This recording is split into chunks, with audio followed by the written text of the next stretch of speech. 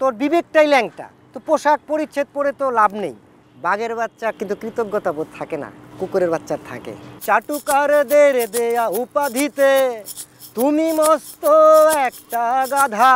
18 কোটি 20 কোটি যদি মানুষ হয়ে যেতাম। সাধু তুমি বোকা, দাও না কাউকে ধোকা, করো না কারো গালমন্দ। বাড়ছে জনসংখ্যা, কমছে মানুষ। ও নামটা বদল করতে চাচ্ছে। একটা মানুষ নিজের নাম বদল করতে চায় কখন? আমি চাই বাংলাদেশের বাবা হয়ে থাকতে। তার নাম নতুন তৈরি হবে লাশ।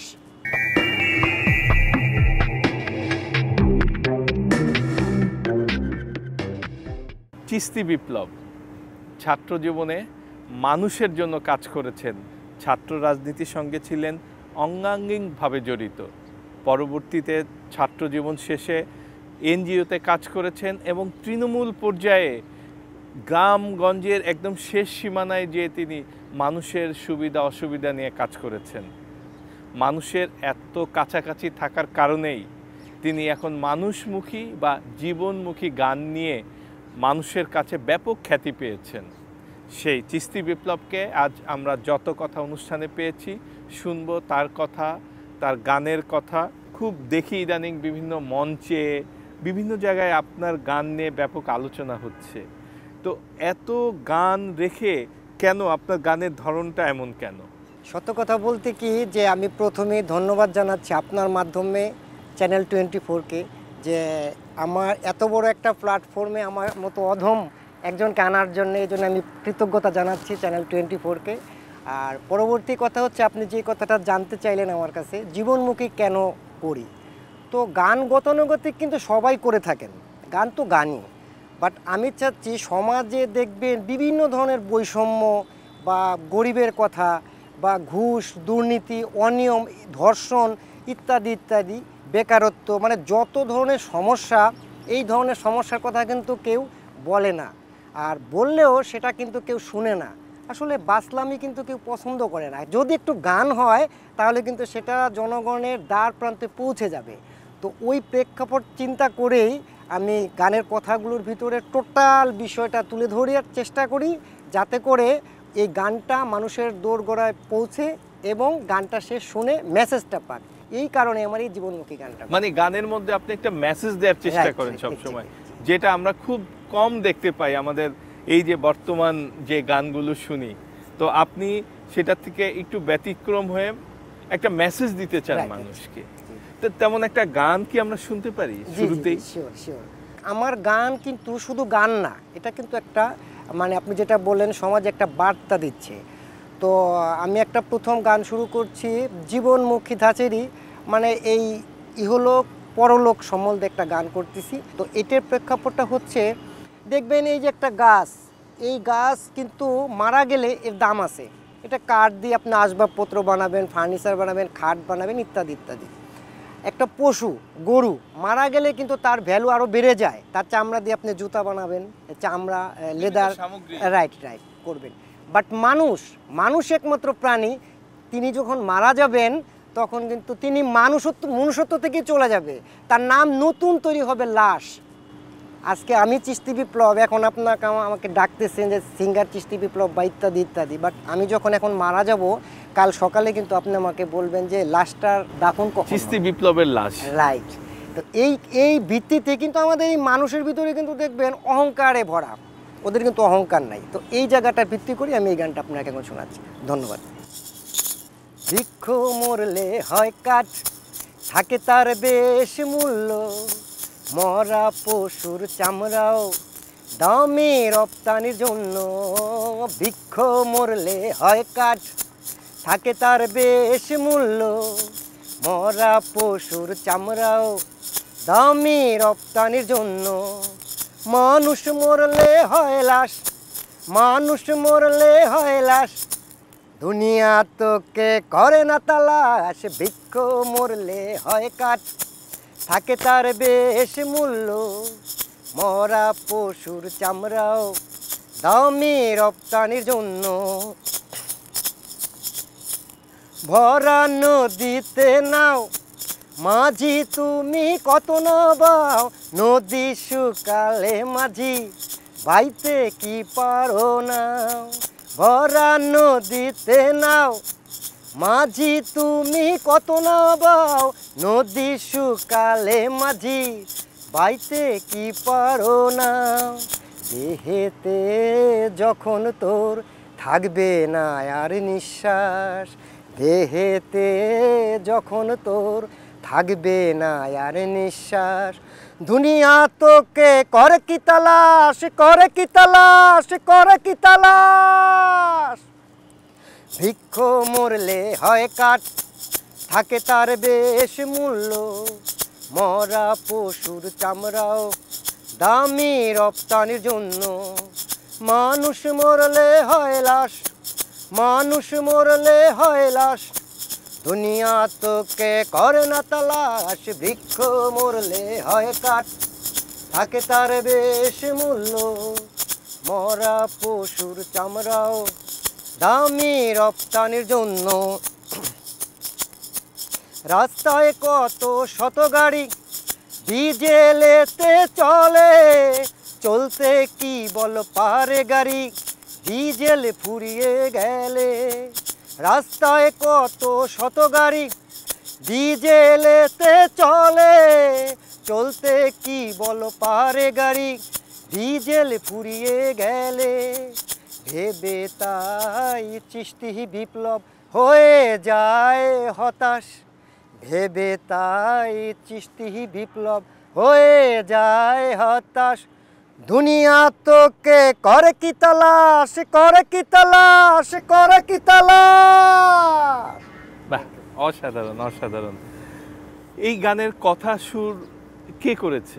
এই গানের কথা সুর দুটোই আমার করা, আর সঙ্গীতায়োজন করছেন মহিদুল ইসলাম মন, মন মিউজিকের কর্ণধার মহিদুল ইসলাম মন, উনি করছেন মিউজিকটা।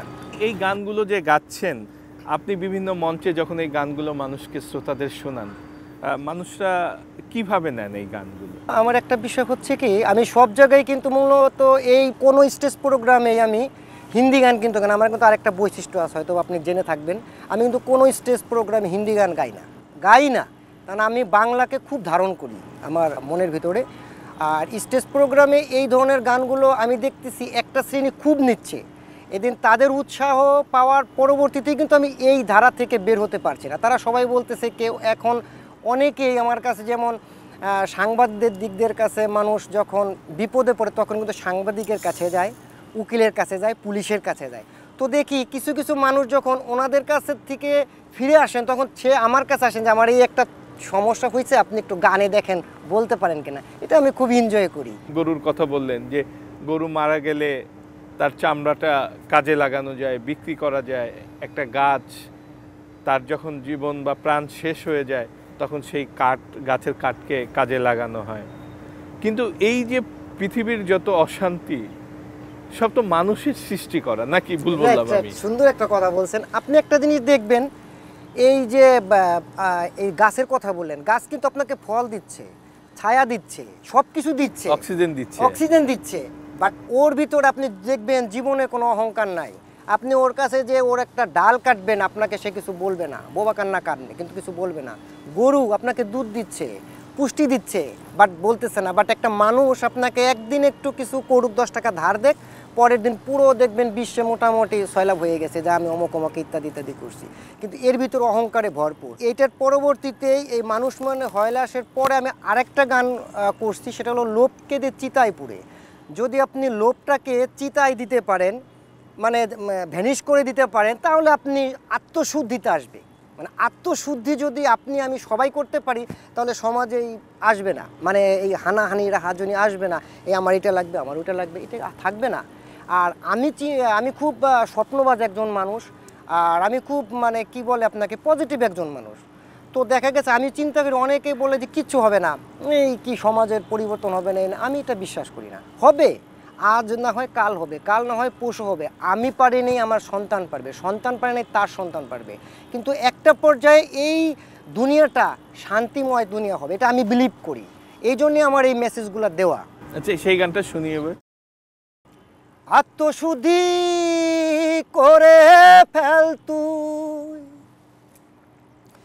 আত্মশুদ্ধি করে ফেল তুই, নিজের অন্তরে রে।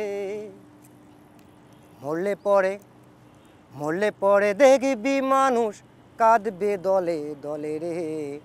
মরলে পরে দেখবি মানুষ কাঁদবে দলে দলে। লোককে দে চিতায় পুরে, লোককে দে চিতায় পুরে, স্বার্থকে দেহে জলে রে। মরলে পরে দেখবি মানুষ কাঁদবে দলে দলে রে। মরলে পরে দেখবি মানুষ কাঁদবে দলে দলে। পাপকে দিস না প্রশ্রয় মানব জীবনে, শান্তি পাবি না তবে শয়নে স্বপনে রে বন্ধু। শান্তি পাবি না তবে শয়নে স্বপনে। আত্মশুদ্ধি করে ফেল তুই, আত্মশুদ্ধি করে ফেল তুই নিজের অন্তরে রে। মরলে পরে দেখবি মানুষ কাঁদবে দলে দলে রে। মরলে পরে দেখবি মানুষ কাঁদবে দলে দলে। মরলে পরে দেখবি মানুষ কাঁদবে দলে দলে রে। মরলে পরে দেখবি মানুষ কাঁদবে দলে দলে। মানে এই গানের কথা সুরটাও আপনার? জি জি, এই গানটাও কথা সুর দুটোই আমার, আর মিউজিক করছেন মহিদুল ইসলাম মন মিউজিক স্টুডিওর কর্ণধার। আপনি বলছিলেন যে আপনি আপনার সন্তানের নাম রেখেছেন বাংলাদেশ। কেন দেশকে এত বেশি ভালোবাসেন? আচ্ছা, আপনি চমৎকার একটা মানে কথা বলছেন। আসলে বিষয়টা হচ্ছে কি, আমরা দেখবেন গতানুগতিক সবাই কিন্তু মানে কে কতটা মানে দেখাইতে পারি লৌকিকতা, এই জিনিসটাই কিন্তু আমরা সবাই বেশ ব্যস্ত। আমি আপনাকে খুব ভালোবাসি মানে এই জিনিসটা বলার জন্য অস্থির। দেশকে খুব ভালোবাসি, বাট দেখবেন কি যে একটা পর্যায়ে আমি যে বেশি বলতেছি, আমি কিন্তু ওই দেশটাকে বেশি ক্ষতিগ্রস্ত করতেছি। দেশকে ভালোবাসার জন্য কিন্তু আপনার লৌকিকতা দরকার নাই। আপনার এখানে বসছি, এখানে পানির সুইচটা যে কেউ XYZ অথবা খোলা রাখছে, আমি যে ওটা বন্ধ করে দিই, এটাই কিন্তু দেশপ্রেম। তো আমার সন্তানদের কথা বলেন, আমি যখন ছোট তখন লেখাপড়া করি, তখন থেকে আমার কেমন যেন এই মাটিটা আমার খুব ভালো লাগে। তো তখন থেকে আমি করছি যে আমার সন্তান যদি কখনো হয়, সৃষ্টিকর্তা যদি দেন, তাহলে আমি তার নাম রাখবো বাংলাদেশ। যদি মালিক একজন দেয় তাহলে তার নামও থাকবে বাংলাদেশ, যদি দুইজন দেয় তাহলে থাকবে একজনের নাম বাংলা, একজনের লাগবে দেশ, এরকম আর কি বিষয়টা।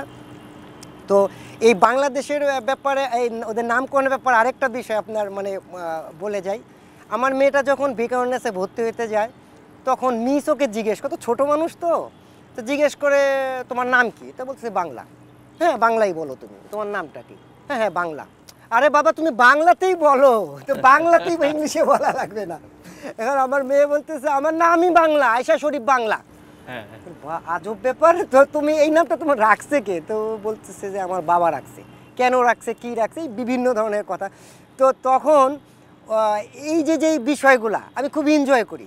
তো পরবর্তীতে আমার যে সন্তান আসলেন, সন্তানের নাম রাখলাম দেশ, বাংলাদেশ। তো আমার একটা চিন্তা যে বাংলাদেশ মানে আমি চাই বাংলাদেশের বাবা হয়ে থাকতে, মানে বাংলাদেশের বাবা, এটাকে আমি ধারণ করি। যখনই আমি ধারণ করব, মানে আমার এই নামটা রাখার উদ্দেশ্য হচ্ছে একটাই, যে এই বাংলাদেশ যখন আমি চিন্তা করব, বাংলাদেশ আমার সন্তান।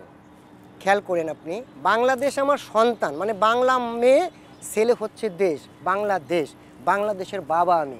তখন বাংলাদেশের কোনো খারাপ কিছু আমি সহ্য করতে পারবো না। আপনি নিশ্চয়ই আপনার সন্তানের খারাপ কিছু সহ্য করবেন না, এই থিম থেকে আমি বাংলাদেশ রাখছি। আপনি আরেকটা বিষয় বলছিলেন যে আপনার সন্তান এই দেশের রাজনৈতিক বিভিন্ন দিক দেখে খুব আপসেট হয়ে পড়েন।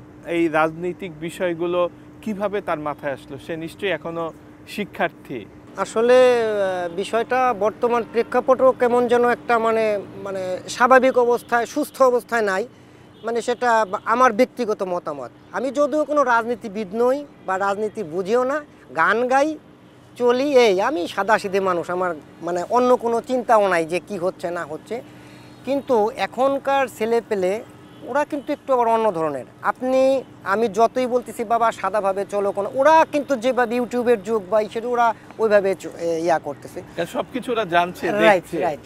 তো এখন ওরা বলতেছে, মানে সবচেয়ে কষ্ট লাগছে আমার বর্তমান প্রেক্ষাপটের কথা বলি, আমার সন্তানরা আমাকে বলতেছে বাবা আমাদের নামটা একটু কিছু করে বদল করা যায়। তখন আমি খুব কষ্ট পেয়েছিলাম কি বাবা তুমি এই কথাটা বললা কেন, আমি বুঝলাম না। তুমি আজীবন বলছো বাবা তুমি যেই নামটা রাখছো আমরা খুব প্রাউড ফিল করি, মিসরাও সবসময় জিজ্ঞেস করে এই তোমার নামটা খুব ভালো বা একটা অন্যরকম, এখন তুমি এটা বদল করতে বলতেছো কেন, একটু বলো তো বাবা। ভয়তে বলে না, তুমি বলো না। তখন আমাকে বলতেছে যে বাবা এই দেশটা কেমন যেন মানে সুস্থ নাই। আপনি একটা জিনিস চিন্তা করেন, ওই কথায় কিন্তু আমি প্রচুর একটা মেসেজ পাইছি। ওর নামটা বদল করতে চাচ্ছে, একটা মানুষ নিজের নাম বদল করতে চায় কখন? ওই নামটা নিয়ে প্রাউড হয় না সে। রাইট, তার মানে তার নামটা কিন্তু সাধারণ কোনো নামও না। তো তখন আমি মানে আমি খুব এই বিষয়টা নিয়ে কয়েকদিন খুব মানে হতাশ যে আসলেই কি মানে কি হচ্ছে। তো তারপরেও আমি চিন্তা করি, সৃষ্টিকর্তার কাছে সবসময় দোয়া করি যে মালিক আমাদের এই দেশটাকে একটা সুস্থ দেশ করো, সুস্থ রাজনীতি করো, যাতে এই ছোট ছোট বাচ্চারা তারা যেন আমার বাচ্চার মতো কেউ বলতে না বলে যে নাম বদলাও। প্রতিটা মানুষ যদি এটা অনুভব করে দেশটা আমার সন্তান, ঠিক সন্তানের মতো, সন্তানকে আমরা যেভাবে লালন পালন করি, তার ভবিষ্যতের কথা চিন্তা করি, তাকে ভালো করে গড়ে তোলার চেষ্টা করি, ঠিক যদি সেটা দেশের ক্ষেত্রে হয় সন্তানের মতোই, তাহলে নিশ্চয়ই দেশটাও ভালো মতো হবে। একদম আপনার কথার সঙ্গে সম্পূর্ণ আমি একমত। কিন্তু একটা জিনিস আমি আপনার কথার সঙ্গেই বলতে চাই, আপনি একটা জিনিস খেয়াল করে দেখবেন, আমাদের বাংলাদেশে কিন্তু জনসংখ্যা প্রচুর, মেবি 18, 19, 20 এমন কোটি, তাই তো? হয়তো আমার ইয়াতে ভুল হইতে পারে, এরকমই আর কি, এরকমই তো 20 কোটি 21 কোটি এরকম হইতে পারে। কিন্তু সবাই কি মানুষ? সবাই কিন্তু মানুষ না, সবাই জনসংখ্যার কাতারে। তো এই প্রেক্ষাপটে আমি আরেকটা গান রচনা করছি যে বাড়ছে জনসংখ্যা কমছে মানুষ, মানে আপনার ওই কথার উপর দিয়ে বলতেছি যে দেখেন সবাই যদি আমরা চিন্তা করতাম আপনার মতো করে আমার মতো করে যে না আমি এইভাবে ভেবে করব, তাহলে দেশটা সুন্দর মতো একটা পর্যায়ে যাবে। কিন্তু তাহলে 18 কোটি 20 কোটি যদি মানুষ হয়ে যেতাম তাহলে কিন্তু সমস্যা থাকতো না। সমস্যা থাকতো, হ্যাঁ, একদম ঠিক, ঠিক না? একদম ঠিক। এই জায়গাটা থেকেই আমি এই গানটা আপনাকে এখন শুনছি। এই গানটার গীতিকার সুরকার দুটোই আমি, আর এটা সঙ্গীতায়োজন করছেন শিমুলদীপ বিজন, বি মিউজিক স্টুডিওর কর্ণধার। এই গানটা আমি এই গানের ভিতরে কিন্তু আপনি খেয়াল করে দেখবেন অনেক মেসেজ পাবেন, অনেক। বাড়ছে জনসংখ্যা কমছে মানুষ, আদমশুমারি দেখে হচ্ছ বেহুশ। বাড়ছে জনসংখ্যা কমছে মানুষ, আদমশুমারি দেখে হচ্ছ বেহুশ। মানবের সেবায় চলছে লৌকিকতা, অনুপস্থিত সেখানেই মানবতা। মানবের সেবায় চলছে লৌকিকতা, অনুপস্থিত সেখানেই মানবতা। মানবতা মানবতা। দ্রব্যের দাম সে তো বাড়তি, পণ্যের মানে বেশে ঘাটতি। দ্রব্যের দাম সে তো বাড়তি, পণ্যের মানে বেশে ঘাটতি। বাড়ছে সমাজে তেল ভাজি, দেখবেন সমাজে কিন্তু তেল ভাজিতে 6 লাভ। বাড়ছে সমাজে তেল ভাজি, প্রশংসা নয় কেহু রাজি। হে রাজি হে রাজি। বাড়ছে জনসংখ্যা কমছে মানুষ, আদমশুমারি দেখে হচ্ছ বেহুশ। বাড়ছে জনসংখ্যা কমছে মানুষ, আদমশুমারি দেখে হচ্ছ বেহুশ। দেখবেন সমাজে কিন্তু পাল্লা দিয়ে কিন্তু ধনীর সংখ্যা বাড়তেছে, বাট ধনী মন কিন্তু বাড়তেছে না।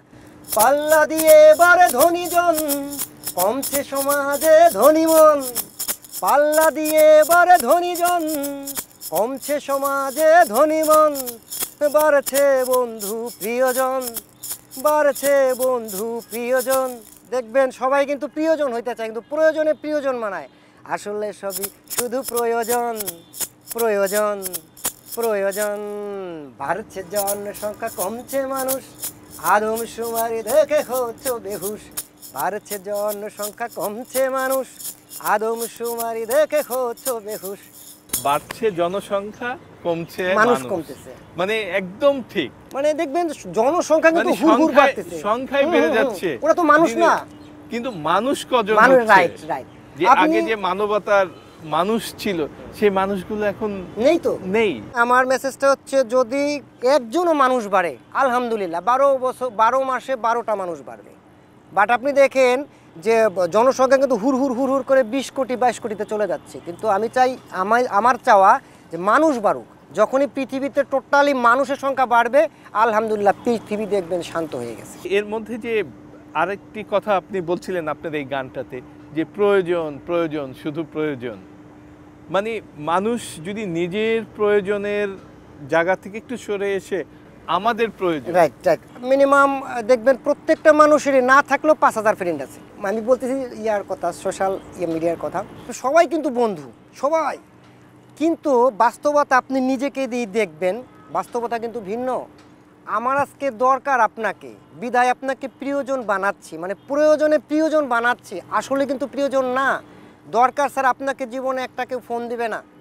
আপনার মা অসুস্থ, হাসপাতালে, এক ব্যাগ রক্ত চান, আমার রক্তের গ্রুপে পজিটিভ, আমি দেবো না, বলবো আমার শুটিং আছে ভাই অমুক জায়গায়, তো আপনাকে কিন্তু অনেক ভালোবাসতেছি।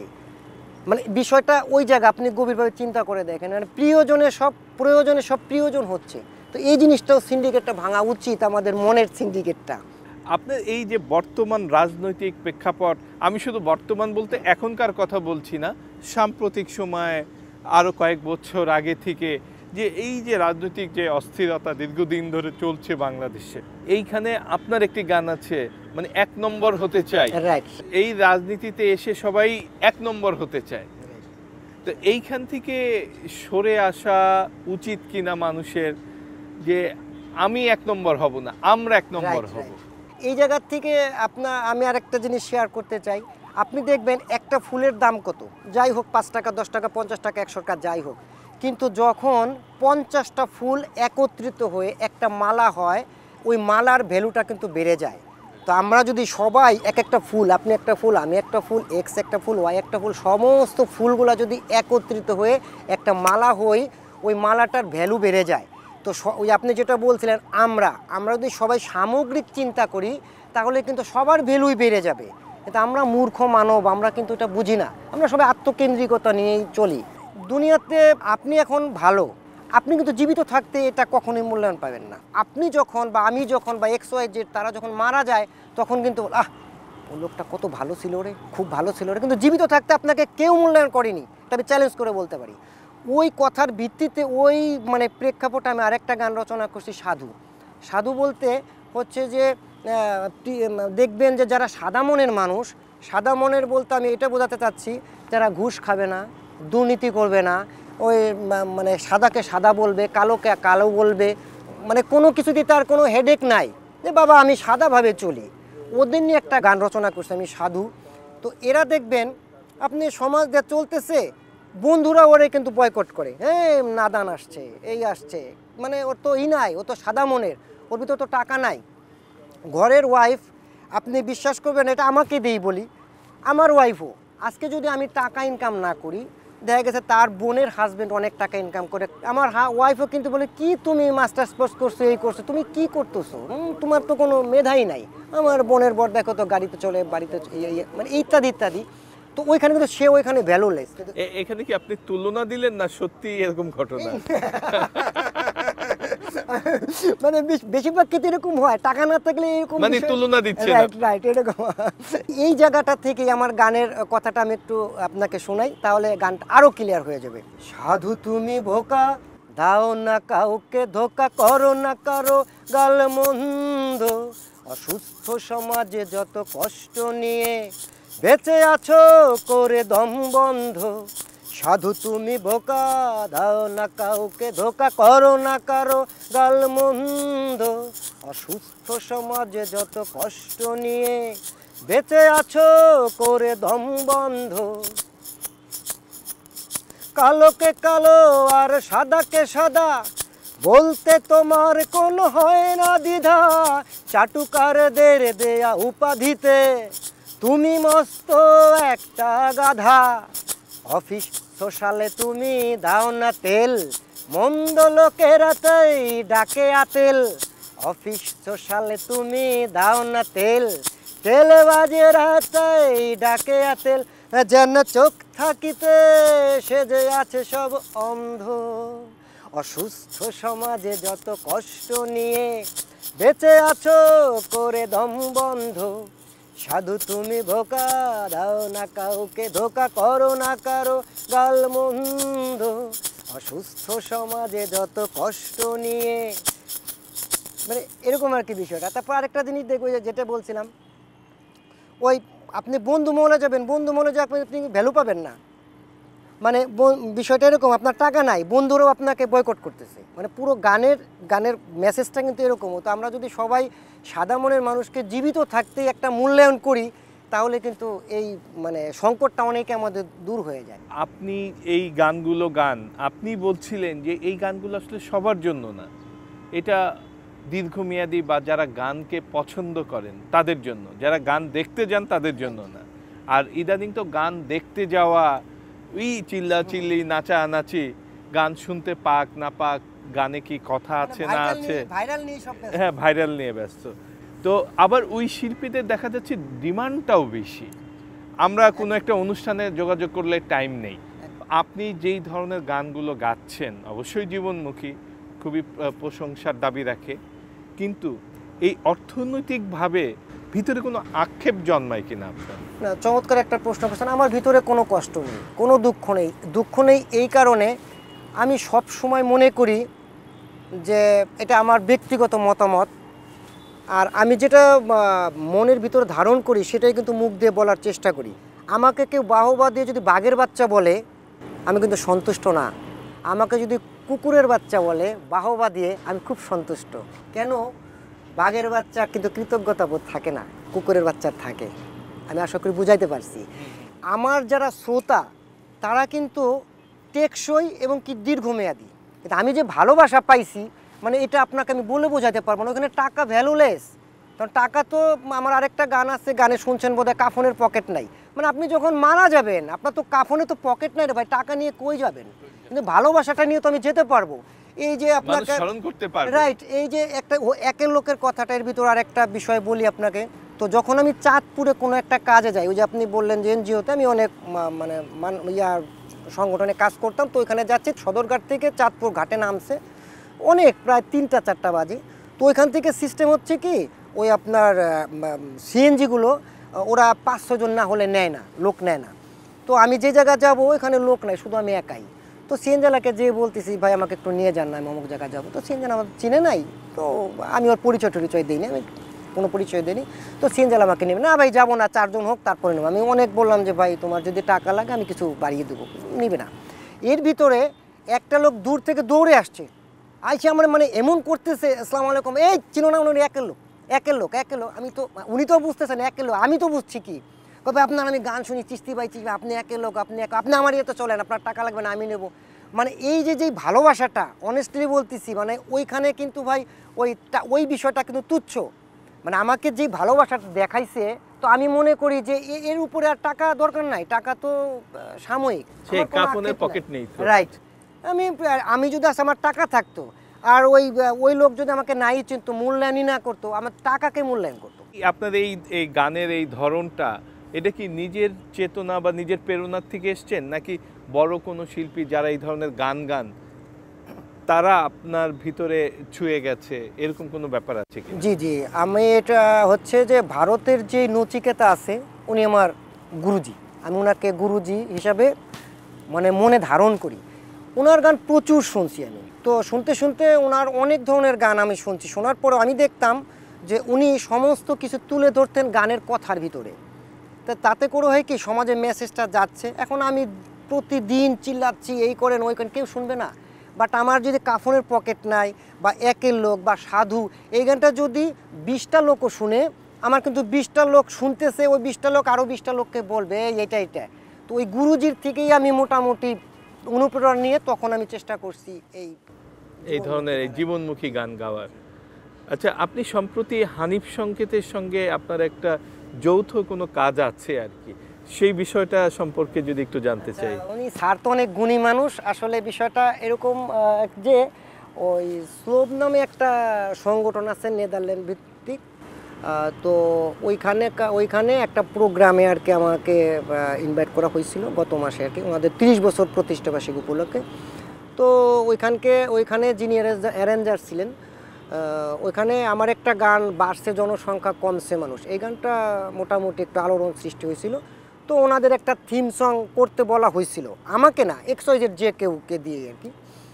তো তখন আমার কেমন যেন যখন মানে ওইখান থেকে ইন্ডিকেট করা হলো যে যেই হবে সে যেন খুব মানে কি বলে স্পেসিফিক যেন গানের কথাগুলো এরকম এরকম হয়, মানে জাস্ট একটা ওই সংগঠনের 45-46 পিটার গঠনতন্ত্র থেকে 12টা লাইনের গান করা কিন্তু সো টাফ, মানে নিয়ে আসা। তো আলহামদুলিল্লাহ ওই থিম সংটা আমি করি।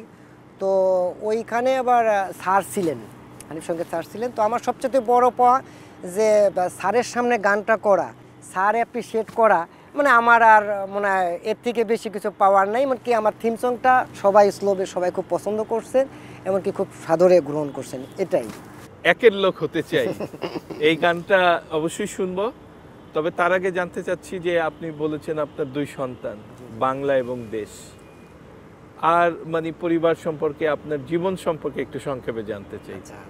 আপনার বেড়ে ওঠা, আপনার পড়াশোনা এবং গানে হাতে খড়ি। আমার জন্মস্থান ফরিদপুরে আমার বেড়ে ওঠা। ফরিদপুরের কাদামাটিতে আমি বড় হয়েছি। সরকারি রাজেন্দ্র বিশ্ববিদ্যালয় কলেজ থেকে আমি ইকোনমিক্সে অনার্স শেষ করি। এশিয়ান ইউনিভার্সিটি থেকে মাস্টার্স কমপ্লিট করি এই ঢাকা উত্তরা থেকে। আর ব্যক্তিগত জীবনে আমি বিবাহিত।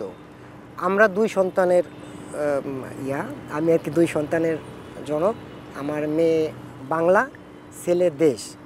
আর মেয়েটা এবার ইন্টারমিডিয়েট ফার্স্ট ইয়ারে পড়তেছে বিকারুন্নেসা নূন স্কুল অ্যান্ড কলেজে, আর ছেলেটা ক্লাস 4-এ সিদ্ধেশ্বরীতে। আর আমার গৃহিণী উনিও মানব হিউম্যান রাইটসে কাজ করেন। উনি আছে মানে অক্সফামে অক্সফামের কর্মজীবী নারীতে আছেন আর কি। উনি একের লোক হতে চাই, আপনার বহুল আলোচিত এবং খুব সারা জাগানো গান। খোলো রে মন অন্তর চোখ, এক মালিক এক বিচারক।